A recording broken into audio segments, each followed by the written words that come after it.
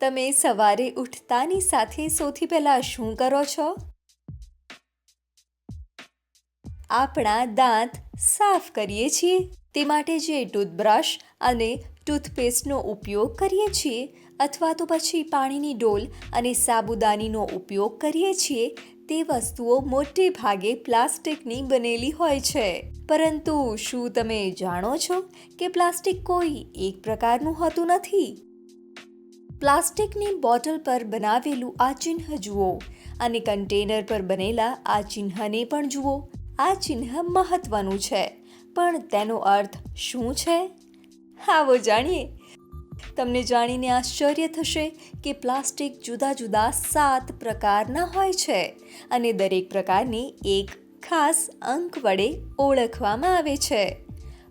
પ્લાસ્ટિકનો પહેલો પ્રકાર પોલીઇથિલિન ટેરેફથેલેટ છે, PET અથવા PETE. તેને અંક 1 વડે દર્શાવવામાં આવે છે. તેનો ઉપયોગ સામાન્ય રીતે ફક્ત બોટલબંધ પાણી કે ઠંડા પીણા માટે કરવામાં આવે છે. આવી વસ્તુઓનો બીજી વખત કરાતો ઉપયોગ આપણા સ્વાસ્થ્ય માટે જોખમી બની શકે છે. પણ અમુક PET પ્લાસ્ટિક વસ્તુઓનો વપરાશ અનેકવાર કરી શકાય છે. લેબલ ધ્યાનથી વાંચો. PET પ્લાસ્ટિકને ફરીથી ઉપયોગ કરવા લાયક બનાવવું એટલે કે રિસાયકલ કરવું સરળ છે. તેને નાના ટુકડામાં કાપવામાં આવે છે અને તેમાંથી પ્લાસ્ટિકની નવી બોટલ બનાવાય છે. બીજા પ્રકારનું પ્લાસ્ટિક હાઈ ડેન્સિટી પોલીઇથિલિન છે, HDPE. તેને અંક 2 વડે દર્શાવવામાં આવે છે. આ પ્લાસ્ટિકનો ઉપયોગ મોટે ભાગે પેન, શેમ્પૂની બોટલો અને કાચ તથા ફર્શ ક્લીનર ભરવા માટે વપરાતી બોટલો બનાવવામાં થાય છે. આને પ્લાસ્ટિકના સૌથી સુરક્ષિત પ્રકારોમાંની એક મનાય છે. HDPE પ્લાસ્ટિકને ફરીથી વાપરી શકાય છે. એક વખત નહીં, પરંતુ તેને 10 વખત રિસાયકલ એટલે કે પુનઃ ઉપયોગ કરવા લાયક બનાવી શકાય છે. તમે PVC પાઇપ વિશે સાંભળ્યું હશે અથવા તો તેનો ઉપયોગ કર્યો હશે. આ પ્રકારના પ્લાસ્ટિકનો ઉપયોગ સામાન્ય રીતે બાંધકામ અને પ્લમ્બિંગમાં કરવામાં આવે છે. પોલીવિનાઇલ ક્લોરાઇડનું સંક્ષિપ્ત નામ PVC છે અને તેને અંક 3 વડે દર્શાવવામાં આવે છે. આ ખૂબ જ ખતરનાક પ્લાસ્ટિક છે જે ગરમીના સંપર્કમાં આવતા ઝેરીલા પદાર્થોને છોડે છે. PVC પ્લાસ્ટિક વડે બનેલી વસ્તુઓને રિસાયકલ કરી શકાતી નથી અને તેથી પર્યાવરણ માટે તે સારું હોતું નથી. કિરાણામાં વપરાતી થેલીઓ અથવા તો પ્લાસ્ટિક કે જેનો ઉપયોગ આપણે કાર કવર તરીકે કરીએ છીએ તે ચોથા પ્રકારનું પ્લાસ્ટિક છે. તેને લો ડેન્સિટી પોલીઇથિલિન કહેવાય છે, LDPE. LDPE પ્લાસ્ટિકને ફરીથી ઉપયોગમાં લઈ શકાય છે. આમ તો આ પ્રકારના પ્લાસ્ટિકનો વધારે પ્રમાણમાં ઉપયોગ કરવામાં આવે છે, પણ તેમાંથી ઘણું ઓછું રિસાયકલ કરી શકાય છે.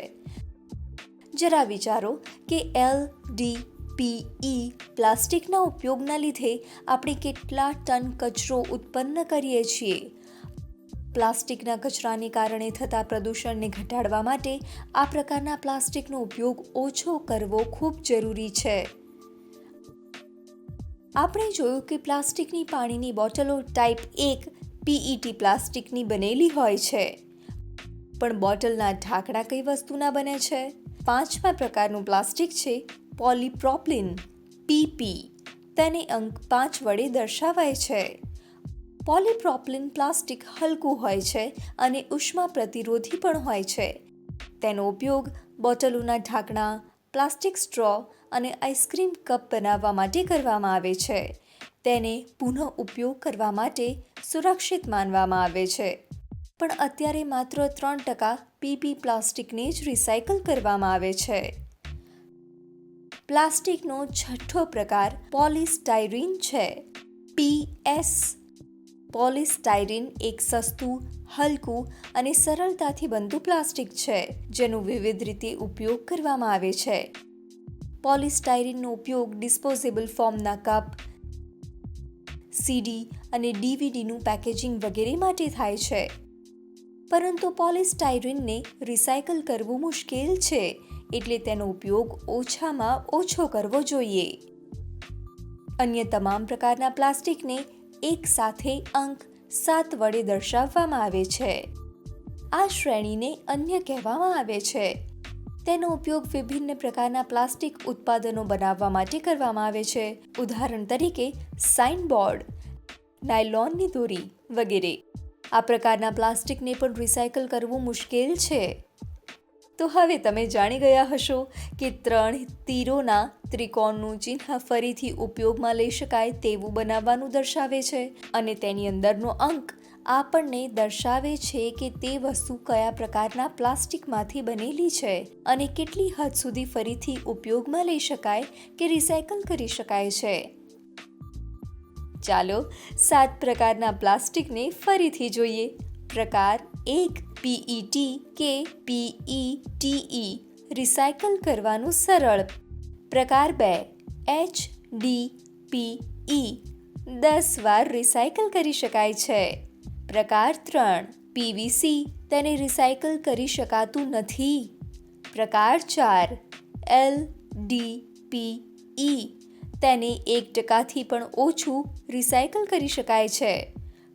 પ્રકાર 5 PP આમાંથી ફક્ત 3%ને જ રિસાયકલ કરવામાં આવી રહ્યું છે. પ્રકાર 6 PS તેને રિસાયકલ કરવાનું મુશ્કેલ છે. પ્રકાર 7 અન્ય આ પ્રકારના પ્લાસ્ટિક પણ રિસાયકલ કરવા મુશ્કેલ છે. હવે તમારા માટે એક પ્રવૃત્તિ છે. તમારા ઘરમાં રહેલી વિભિન્ન પ્લાસ્ટિકની વસ્તુઓ પરના નંબરોને જુઓ અને તેના આધારે વસ્તુઓને 7 વિભિન્ન પ્રકારોમાં વર્ગીકૃત કરો, જેથી એ જાણી શકાય કે કઈ કઈ વસ્તુઓને રિસાયકલ કરી શકાય અથવા તો બીજી વાર ઉપયોગમાં લઈ શકાય છે.